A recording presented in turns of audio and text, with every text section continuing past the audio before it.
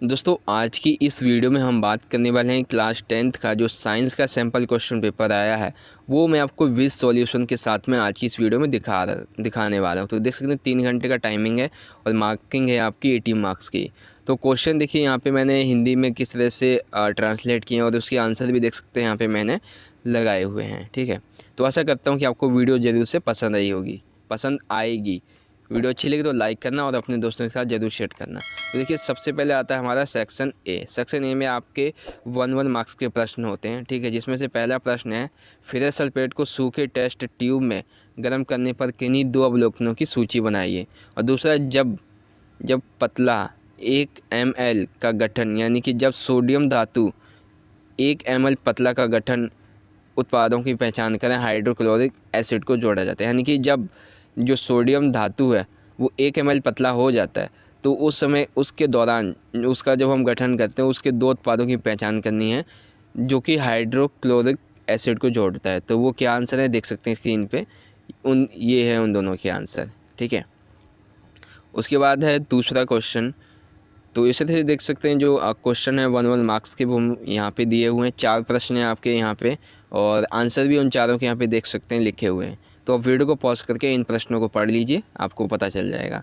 जैसे कि question number 4 है कि दोपहर के समय सूर्य सफ़ेद क्यों दिखाई देता है।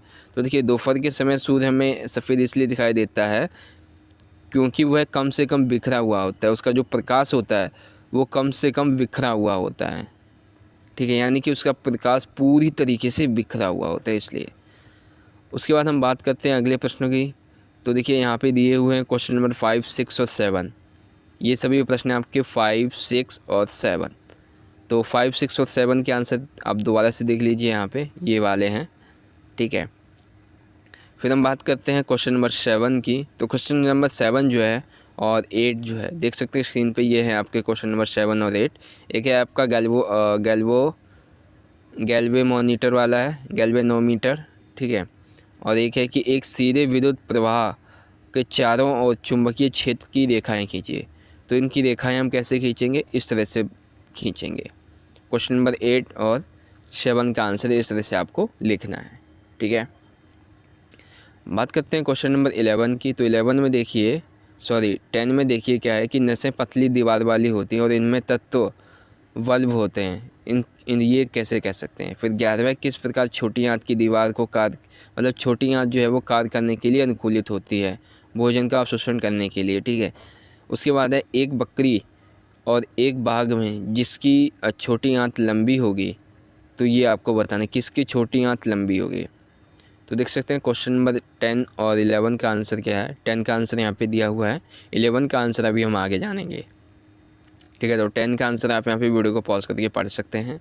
उसके बाद अब हम बात करते हैं अपने जो 10, 11 और 12 ये प्रश्न हो गए आपके।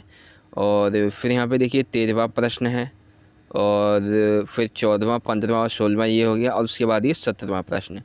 तो 17वां प्रश्न हमारा थोड़ा सा बड़ा है जिसमें हमने डायग्राम, आपके जो डायग्राम है वो दिए गए हैं। तो डायग्राम के बाद उसके प्रश्न भी पूछे गए उससे संबंधित, तो देख सकते हैं क्या प्रश्न है। और उसके बाद ये एक टेबल दी गई थी। अब टेबल के बाद में हमारे आंसर यहाँ से शुरू होते हैं।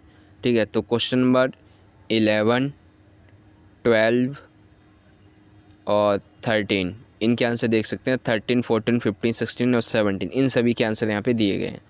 ठीक है, तो वीडियो को पॉज कीजिए और रिवाइंड कीजिए 10 सेकंड पहले का, और आपको जो सारे प्रश्न हैं उनके आंसर आपके मिल जाएंगे कि कौन कौन से प्रश्न पूछे गए थे और आपको किस किस तरह से आंसर लिखना चाहिए था। ठीक है, तो देखिए यहाँ पे है क्वेश्चन नंबर 10वां, 11वां और 12वां। इन सभी के आंसर 11वां और 12वां इसके आंसर अभी आपको मैंने आगे दिखाए थे, एक बार फिर से दिखा रहा हूँ, आप वीडियो को पॉज कर लीजिए।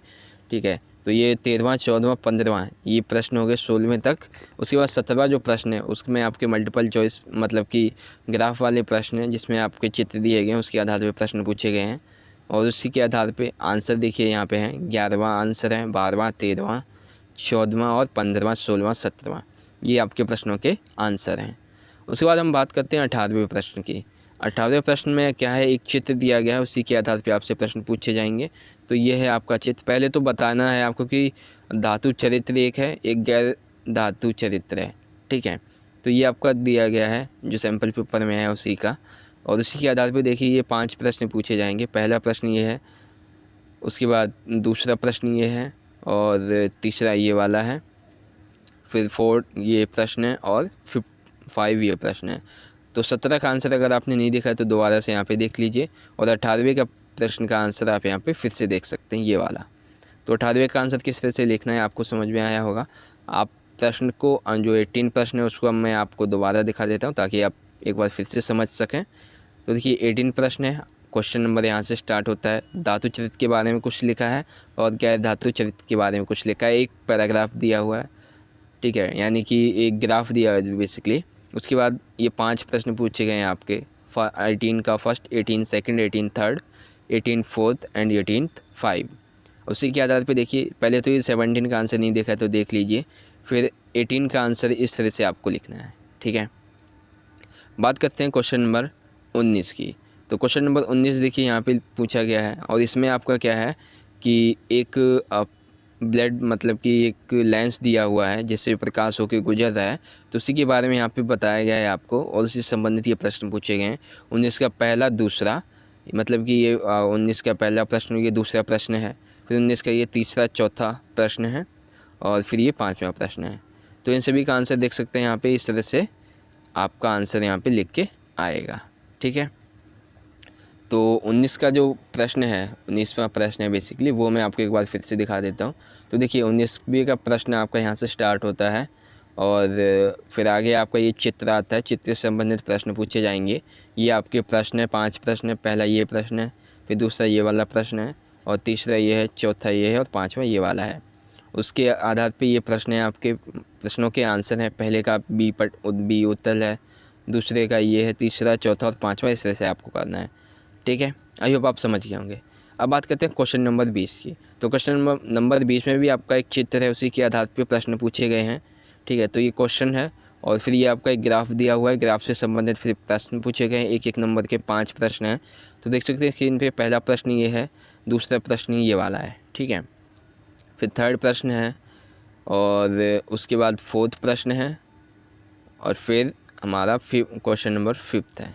तो इसका आंसर देख सकते हैं, 20वें का आंसर ये वाला है यहाँ पे। तो इस तरह से 20वें का आंसर भी यहाँ पे ख़त्म होता है। तो 20वें का आंसर अभी एक बार फिर से देख लीजिए, क्वेश्चन भी एक बार फिर से देख लीजिए, और आंसर भी एक बार फिर से देख लीजिए। तो क्वेश्चन आपका यहाँ से स्टार्ट होता है, ठीक है। 5 प्रश्न है, आपको किन्हीं 4 का आंसर लिखना है। तो ये आपका ग्राफ आता है, ग्राफ से संबंधित प्रश्न पूछे जाते हैं। पहला, दूसरा प्रश्न ये वाले हैं जो इन मल्टीपल चॉइस के हैं, जिसमें से आपको सही निशान लगाना है। तो सही निशान कौन सा लगाना है वो आंसर मैंने आपको दिखा दिया, अभी एक बार फिर से दिखा दूंगा, आप देख लीजिएगा, ठीक है। तो इस तरह से हमारा 20 का थर्ड, 20 का फोर्थ ये वाला प्रश्न है, ठीक है, और उसके बाद 20वें का 5वां ये। तो इस तरह से ये आपके आंसर सारे के सारे यहाँ पे कंप्लीट हुए 20 तक। अब बात करते हैं क्वेश्चन नंबर 21, 22, 23। तो ये देखिए, ये आपके ये 6 प्रश्न, सॉरी बेसिकली 5 है, हाँ, हालांकि हैं तो 3 ही, लेकिन इसमें आपके 2 प्रश्नों में अथवा दिया हुआ है। तो 2-2 मार्क्स के कितने प्रश्न हो गए हमारे यहाँ पे, वैसे तो 5 हो गए, लेकिन करने के लिए हमारे पास 3 प्रश्न हैं। तो question number 21, question number 22, question number 23, मतलब 21, 22, 23, 21, 22, 23, इन सभी के आंसर देखिए स्क्रीन पे इस तरह से लिखने हैं। क्वेश्चन नंबर 21 का आंसर आपको कैसे लिखना है, जो अथवे वाला प्रश्न है और अथवे वाला नहीं भी है वो वाला भी। तो पहले का आंसर ये है क्वेश्चन नंबर 21 का, और दूसरे का आंसर है ये वाला। तो इस तरह से आपको लिखना है। अब एक बार वीडियो को पॉज करके इसे थोड़ी आसानी से पढ़ेंगे तो आपको समझ में आ जाएगा। फिर क्वेश्चन नंबर 22 है, उसका आंसर यहाँ से स्टार्ट होता है और आगे जाके यहाँ पे ख़त्म होता है। और क्वेश्चन नंबर थर्ड है जो 23 है, उसका आंसर देखिए यहाँ से शुरुआत होता है और यहीं पे ख़त्म हो जाता है। तो क्वेश्चन नंबर 23 में 2 प्रश्न है, तो पहले का ये है और दूसरे अथवे वाले प्रश्न का आंसर ये वाला है, ठीक है। तो देख सकते हैं इस तरह से हमारा ये जो क्वेश्चन नंबर 23 है वो भी ख़त्म होता है। अब हम बात करते हैं क्वेश्चन नंबर 24 की। तो क्वेश्चन नंबर 24 में बेसिकली आपकी एक टेबल दी गई है, ठीक है। तो टेबल के ज़रिए आपको एक टिप्पणी करनी है, उसी के आधार पर प्रश्न पूछे गए हैं, ठीक है। तो ए और बी इन सभी की टिप्पणी करनी है इस टेबल के आधार पे। तो टिप्पणी कैसे करेंगे क्वेश्चन नंबर 24 में, टिप्पणी हम करेंगे इस तरह से। तो आंसर है, पहले का ये है एस, दूसरे का है पी का क्यू है, ठीक है, और उसके बाद आंसर ये वाला है। तो 24 में 2 प्रश्न पूछे गए हैं आपके, ए बी, तो ए बी के प्रश्नों के आंसर देख सकते हैं यहाँ पे ये लगाए हुए हैं, ठीक है। क्वेश्चन नंबर 25, एक चित्र दिया गया है, उसी के आधार पे आपसे प्रश्न पूछे गए हैं। तो प्रश्न क्या है आइए जानते हैं। तो एक सेकेंड, क्वेश्चन नंबर 25, अच्छा हाँ, तो बेसिकली देखिए प्रश्न आपके यही हैं, ये वाला प्रश्न है आपका, ठीक है। घटना क्या कहलाती है, वॉलेट प्रकाश के झुकने का कारण क्या है, लाल बत्ती से ज़्यादा, ठीक है। तो ये देखिए क्वेश्चन नंबर 25 का आंसर क्या है, 25 का आंसर है आपका ये वाला, घटना को फैलाव कहा जाता है, जिसका आंसर ये वाला है, ठीक है। तो क्वेश्चन नंबर 25 का आंसर एक बार आप अच्छे से पढ़ सकते हैं वीडियो को पॉज करके। क्वेश्चन नंबर 26 की बात करें तो ये है हमारा क्वेश्चन नंबर 26। अब देखिए इसमें क्वेश्चन नंबर 26 में क्या है, आपका दिया गया है एक चित्र दिया गया है, बेसिकली क्वेश्चन है आपका, उससे संबंधित ये प्रश्न पूछा गया है, ठीक है। लास्ट में प्रश्न है कि किन दो प्रतिरोधों का चयन करना चाहिए, तो कौन से दो प्रतिरोधों का हमें चयन करना चाहिए उसके बारे में। तो क्वेश्चन नंबर 24, 25 का आंसर फिर से आप पढ़ सकते हैं यहाँ पे। क्वेश्चन नंबर 26 में देखिए ये है कि समग्र वर्तमान की ज़रूरत, यानी कि इसका आंसर निकाला गया है, ठीक है। तो आंसर इस तरह से आता है ये वाला। तो ये हो गया आपका आंसर 26 का। तो आई होप आप समझ गए होंगे। क्वेश्चन नंबर 26 का आंसर ये है इस वाले क्वेश्चन का, ठीक है। तो चलिए बढ़ते हैं अगले प्रश्नों की तरफ। अगले प्रश्न है हमारे अनुभाग सी आता है हमारा, यानी कि सेक्शन सी आता है, जिसमें हमारा क्वेश्चन नंबर 27 3 मार्क्स का है, और उसमें भी अथवा दिया हुआ है, ठीक है। क्वेश्चन नंबर 27 और उसमें भी अथवा दिया गया है, ठीक है। और उसके बाद ये हमारा क्वेश्चन नंबर 28 है, और ये है हमारा क्वेश्चन नंबर 29। यहाँ से क्वेश्चन जो है वो थोड़ा सा गायब हो गए क्वेश्चन नंबर, लेकिन ये क्वेश्चन नंबर 28 है, ये है 28, ये है 29, ठीक है। तो क्वेश्चन नंबर 27 का आंसर जानते हैं पहले। ये वाला आपका क्वेश्चन है और ये वाला भी। तो 27 का आंसर देखिए यहाँ पे दिया हुआ है सेक्शन सी, खंड सी के बारे में। तो अथवे से पहले वाले का आंसर ये, टेबल वाले का, और अथवे वाले का आंसर ये वाला है, ठीक है। तो अथवे वाले का आंसर आई थिंक हाँ ये वाला भी है, अथवे का आंसर यहाँ पे भी थोड़ा और दिया हुआ है, ठीक है। तो इस तरह से क्वेश्चन नंबर 27 का आंसर यहाँ पे आता है। उसके बाद हम बात करते हैं क्वेश्चन नंबर 28 और 29 की। तो क्वेश्चन नंबर 28 और 29 देख सकते हैं ये वाला है कि शुरुआती दिनों में ट्रेनों में चाय परोसने के लिए 28 प्लास्टिक कपों का इस्तेमाल किया गया। उसके बाद इन सभी के बारे में बात करनी, फिर है स्पष्ट करने की मूत्र कहाँ से और कैसे उत्पन्न होता है इसके बारे में, ठीक है। तो दोनों प्रश्नों के आंसर 28, 29 देख सकते हैं। 28 का आंसर ये वाला है, और 29 का जो आंसर है वो यहाँ पे दिया गया है, ठीक है। तो क्वेश्चन नंबर 28 ये है प्लास्टिक की कपों के उपयोग से स्वच्छता के प्रति चिंता बढ़ी है, उसके बारे में बात करते हैं। फिर है 29 का कि मूत्र कैसे निकलता है और कहाँ से निकलता है, ठीक है। तो ये हुआ हमारा क्वेश्चन नंबर 29। उसके बाद अब बात करते हैं क्वेश्चन नंबर 30 की। तो 30 जो क्वेश्चन है उसमें देखिए बेसिकली क्या है, एक मिनट अगर आगे है तो मैं आपको आगे से दिखाता हूँ। ये वाला है क्वेश्चन नंबर 30 है कि निम्नलिखित में से कौन सी प्रतिक्रिया जहाँ एक एंडोथर्मिक प्रतिक्रिया होती है, जहाँ सड़न होती है, और फिर बी ये वाला है कि, ठीक है। तो ए और बी का आंसर देख सकते हैं, तीसरे का ये वाला है, ए और बी ये हैं आपके क्वेश्चन नंबर 30 के आंसर, ठीक है। उसके बाद क्वेश्चन नंबर 31 की बात करें तो आपकी एक तालिका दी गई है, ठीक है। तो तालिका में क्या है कि ये तालिका है, तो तालिका 31 की क्या है आप स्क्रीन पे देख सकते हैं, ये आपकी तालिका है, और उसी के आधार पे प्रश्न देखिए यहाँ पे पूछे गए हैं ये वाले। तो प्रश्न कौन कौन से हैं, ये वाला प्रश्न है कौन सा तत्व एक धातु है जिसकी वैधता 2 है, कौन सा तत्व कम से कम प्रतिक्रिया करता है, डी और ई में किस तत्व का एक छोटा परमाणु त्रिज्या है। तो उसका आंसर देख सकते हैं आप स्क्रीन पे, 31 का आंसर ये वाला है, पहला ये है, दूसरा ये है, और तीसरा ये वाला है, ठीक है। उसके बाद हम बात करते हैं क्वेश्चन नंबर 32 की। अब 32 और 33 के आंसर हम एक साथ देखेंगे। तो 32 और 33 इन दोनों के प्रश्नों को आप पढ़िए वीडियो को पॉज करके, ठीक है। ये तो इनके आंसर जानते हैं क्या हैं। तो क्वेश्चन नंबर 29, 30, 31 और 32। तो 32 का आंसर देखिए क्या है, पहले का आंसर ये वाला है और दूसरे का आंसर है ये वाला, ठीक है। और 33वें का आंसर इस तरह से आप लिखेंगे, ठीक है। तो 33वें का आंसर थोड़ा छोटा कर दूं, हाँ इस तरह से आप 33वें क्वेश्चन का आंसर भी लिख सकते हैं। ठीक है, तो इस तरह से आपका जो क्वेश्चन नंबर सेक्शन सी था जो आपका, वो यहाँ पे ख़त्म होता है। अब हम बात करते हैं सेक्शन डी की। अब सेक्शन डी, एक मिनट, हाँ, सेक्शन डी में क्या है कि यहाँ पे, एक मिनट, इसका आंसर मेरे हिसाब से क्वेश्चन जो है वो आगे होगा। एक मिनट, हाँ, क्वेश्चन इसका बट गया है 2 जगह पे। तो क्वेश्चन बटा कैसे है, देखिए, ये है कि नीचे दिए गए साधनों के लिए एक साथ 10-3 से ज़्यादा निम्न pH मानों का मिलान करें। ठीक है, तो ये पहला प्रश्न ये वाला है 34वें का यहाँ पे, और उसके बाद यहाँ पे पूछा गया है, और उसके 8वें में भी ये 3 प्रश्न पूछेंगे। तो इन तीनों का आंसर कैसे लिखना है, मतलब 2 क्वेश्चन जिनके पार्ट का आंसर कैसे लिखना है। तो क्वेश्चन नंबर क्या है 34। तो पहले तो आपको इन्हें इस प्रकार से लिखना है, मैग्नीशियम वाले को। ठीक है, उसके बाद आपको 8वें वाले का आंसर इस तरह से लिखना है, ये वाला, ये मैं की जगह यहाँ पे है पहला वाला पॉइंट, ये वाला पॉइंट। ठीक है, तो ये वाला हो गया हमारा 34 का आंसर। 34 के पहले का आंसर ये वाला है, जिसका क्वेश्चन यहाँ पे दिया गया था आगे, ये वाला। ठीक है, और जिसका आंसर यहाँ पे है ये वाला, और फिर क्वेश्चन नंबर उसी का, ये 3 जो प्रश्न है उसके आंसर ये वाले हैं। बात करें क्वेश्चन नंबर 35 की, तो 35 का क्वेश्चन देखिए बहुत ईजी है। तो एक मिनट, हम क्वेश्चन नंबर 35 और 36 के आंसर एक ही साथ जाने के लिए, चलिए 35 के पहले दिखाता हूँ आपको। तो क्वेश्चन नंबर 35 में आपको एक चित्र बना के दर्शाना है। तो चित्र बना के दर्शाने के लिए ये है, आप इस तरह से बनाएंगे और आंसर किस तरह से लिखेंगे, तो इस तरह से आपको आंसर लिखना होगा।